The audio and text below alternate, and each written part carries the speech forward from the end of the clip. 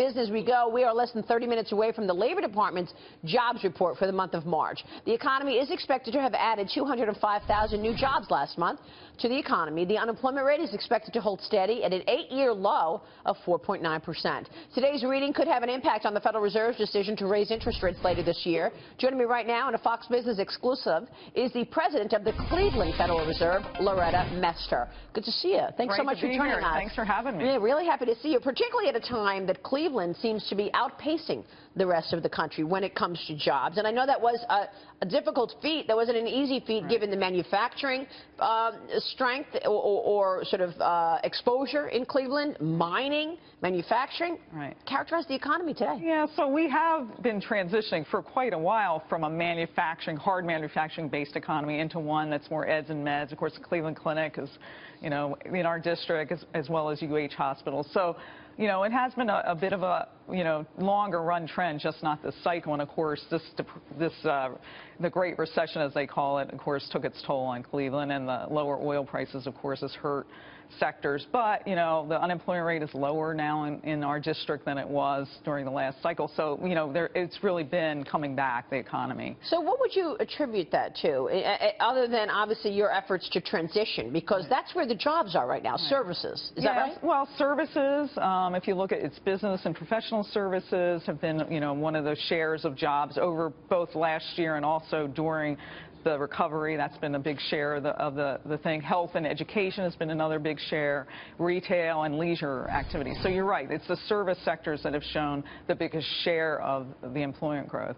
I mean, I think the labor markets have come back very well, but I don't want to underplay or underestimate the struggles that people have had.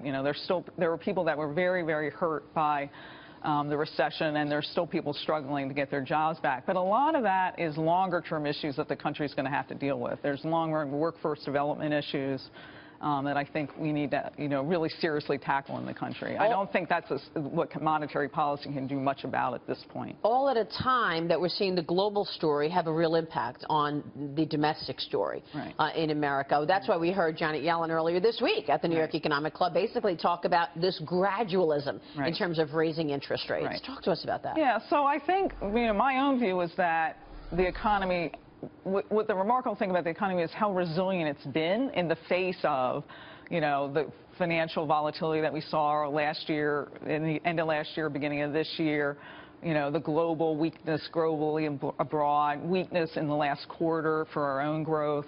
All these things have been pressures, the rising dollar, low oil prices, which of course helps the consumer, but really does hurt the oil and mining sector in the country. Particularly in Cleveland with the mining exposure that you have. So these things, despite all these drags, and they are downside risks to the outlook, the economy has been very resilient through it. And so to me, that makes me think that, it is appropriate that we are on this gradual normalization path. Gradual is the watchword. You're exactly right.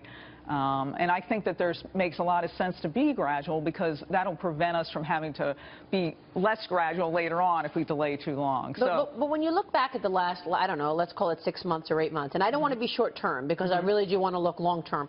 But just in the last 6 months or 8 months, I feel like there has been a sentiment change within the Fed. I mean, you look at the dot plot or the expectations from the Federal Reserve in terms of 4 interest rate increases in 2016, and then what we heard from Janet Yellen earlier this week was, no, we're talking about 2 at best. Okay, so you got to remember what the dot plot is, right? At any point in time, we're basically saying, where do we think monetary policy is going to go? Monetary policy has to be forward-looking, but we respond to the data. So, for example, my own forecast for the path of interest rates, was revised down a little bit between December, the last time FOMC gave out forecasts, to March, but that's because we got some new evidence on the economy, and so you want policy to be responsive.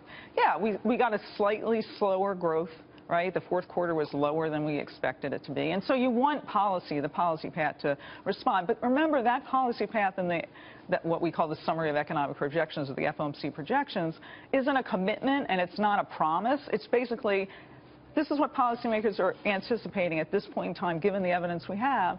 But, as data comes in and as we reassess things, that policy path might change. The key thing, though, is it's still a gradual upwardly tilt path to policy.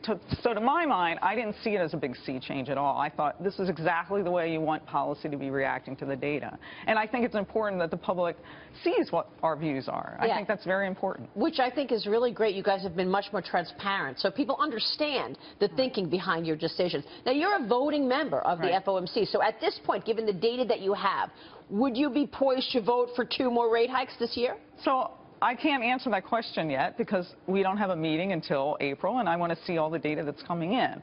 I do think that my best guess at this point is that the economy will evolve in a way that will entail bringing interest rates up gradually sometime this year. But when it is, how many, I can't tell you at this point. I just can tell you that I anticipate that economic developments will entail sort of continue on that gradual normalization path this year. What's your expectation on wages? I mean, we see this movement across the country to $15 an hour minimum wage. We see some tightness in some areas of the economy. What are you seeing when it comes to wages? Yeah, so we actually talked to a lot of our business contacts about this very question because, as you know, you haven't really seen an acceleration in wages, yet we've been hearing more and more from firms and businesses that they're finding it hard to find workers. So the question is, well, if you're finding it hard to find workers, why don't you, raise their wages? And we are getting now evidence that that's happening. So some of our businesses are telling us, even for jobs that are typically like the lower paying jobs in the